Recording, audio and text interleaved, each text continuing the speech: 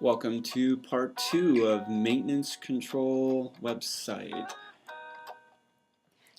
We're going to go right into where we left off, and that is examples and forms. As we select example and forms in the menu, you're going to see examples and forms. Examples are going to be work order authorizations, exactly what the layout is and all the items that are going to be required to start and finish a work order authorization, the whole page by page of what that consists of. Hazmat letter, if there is, it'll give you all the examples of what hazmat letters would look like from customers that we work with. In forms, NetJet survey and drop-in survey, that's going to be more of a maintenance control item. So I'll move past those. Prelim checklist. Right here you can go into a prelim checklist, and what will happen, a Word doc will open up, and here's your prelim inspection checklist. So what you can do is go right to the top on the header up here and connect or provide the information for the aircraft that you're working on, and print that. We can also we jump back over here and that one. The same thing with the prelim inspection finding. It's going to be the exact same thing, a Word doc, and you can fill out the top, print it, and that way you can put it right into the binder and have it for the maintenance team or for the individual that will be working the aircraft and need to accomplish the prelim. The binder cover page template, so this again is another Word doc, and it will be a Word doc that has a template that for the page that goes in front of the binder. It'll have all, when we're done, you can, again, it's in Word, so you can just scrub, plug in whatever company it is, whether it's NetJets, let's say, and again, go right through here. You can change the TEL number, serial number, work order number, and if you like, you come right down here, take that right out of there. You could even put, this as maintenance, a maintenance work order if you like, and you also have, same thing here, you can change the numbers and whatnot on the side, but we do need all this data filled because this is the required information for the work order. And you can, once you get this information complete, you can just print it, and that again will go right into the front of the binder. So that's the binder. A hazmat. The hazmat is going to be a doc that, for example, it's our aircraft is off-site, and we have a FBO or repair station working on it. Pentastar's within Pentastar's policies will have our own hazmat letter that we'll send to that individual that will be doing the work, or the company that will be doing the work. We have seen situations where we've had aircraft here, or even off-site, from a different off-site type customer or inbound customer, 135, that does not have their own hazmat letter. So what we've done, we've built a template, so you can come right in here, and this has been approved by inspection. We copy this just like the other stuff. Scrub clear down to email address, copy it, and put it in an email. And that way, when you send it to him, he can fill out. He can actually, in the email, fill this out because he'll reply to it. He'll fill it in and send it to us, and that would be, this will be enough information and provide exactly what we need to check off the hazmat letter.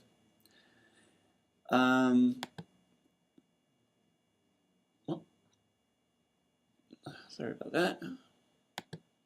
Get back over here, so back to your page.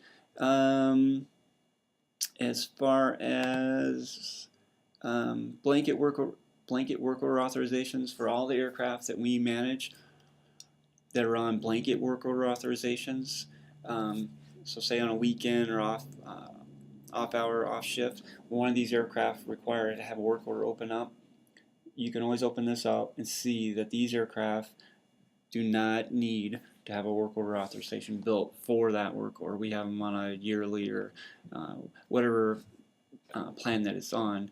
We will have that on file. If you'd like, you can always go to P drive, maintenance control, work order authorizations, and see those there also. Offsite aircraft, offsite maintenance log. Anytime one of our aircraft is worked on offsite, we log that. And as you can see, there's already a template in place, and which just requires the tail number, work order number, the primary squawk, and the date. And you can get to this template from P drive, maintenance control, all maintenance control, aircraft offsite maintenance log. We are going to go into links.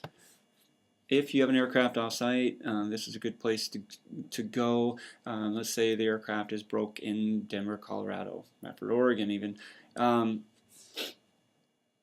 If you have the identifier, you can go right to flight plan and put in the identifier for the airport. Within that, it'll break down every single FBO, every single operator on the field. It'll provide from telephone numbers to what kind of maintenance they can do. It's just a great place if you're looking, you get that call and the aircraft's broke and you're looking for someone to react on the field if possible.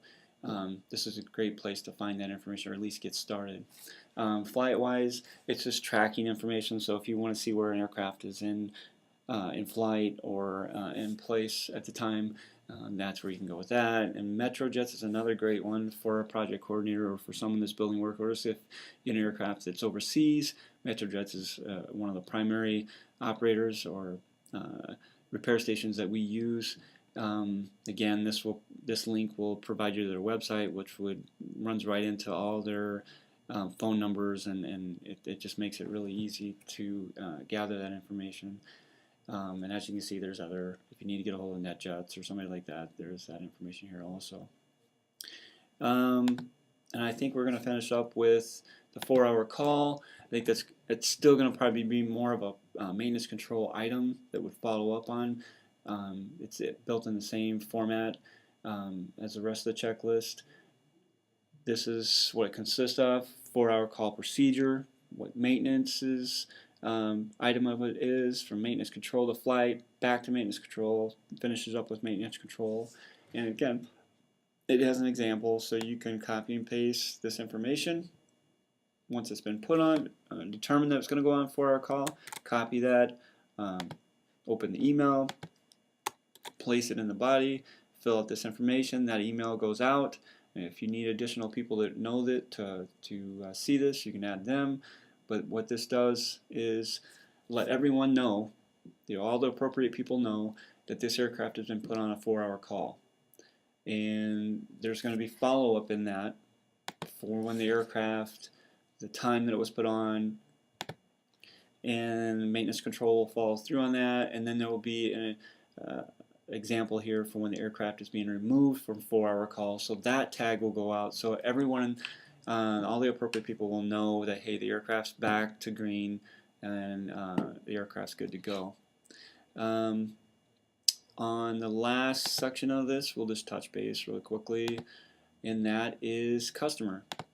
For a project or for a customer that's off-site and would like photos of squawks to feel more comfortable, or even video, what we can provide them is this page. We send them, it'll have the squawks. Let me see if I have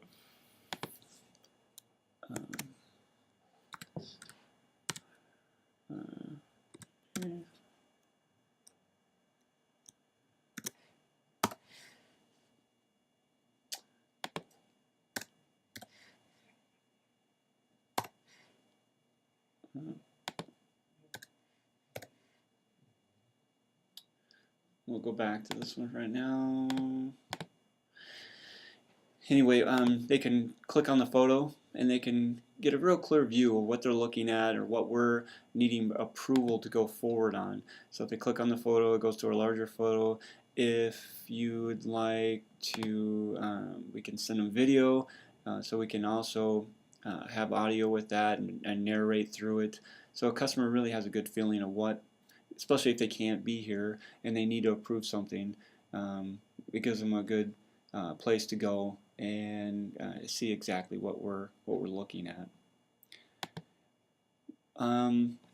At this point, I'm going to wrap up the maintenance control website. If any questions or anything that comes from this, please feel free to contact me at 928. And thank you, and have a good day.